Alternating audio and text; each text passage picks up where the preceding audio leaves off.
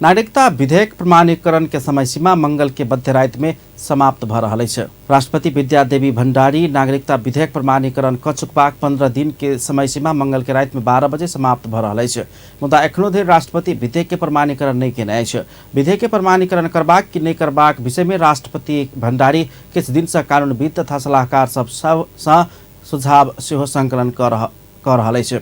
राष्ट्रपति के स्वकीय सचिव भेषराज अधिकारी राष्ट्रपति भण्डारी विभिन्न दल के नेता तथा प्रधानमंत्री संग सेहो एहि विषय में परामर्श क चुकल जानकारी दैत जनता के भावना आ संविधान के व्यवस्था के सब बात के देखैत ओ निर्णय करबाक बतौलनि।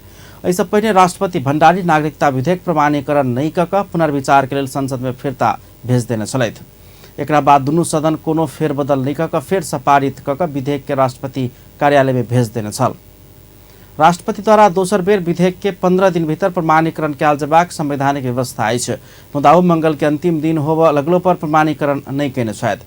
एहि विषय में सर्वोच्च अदालत के पूर्व न्यायाधीश बलराम केसी राष्ट्रपति द्वारा विधेयक प्रमाणीकरण कयल जेबाक बाध्यता रहल आ एहि में ओ स्वविवेकीय अधिकार प्रयोग कर नहीं मिलबाक बतौलनि अछि।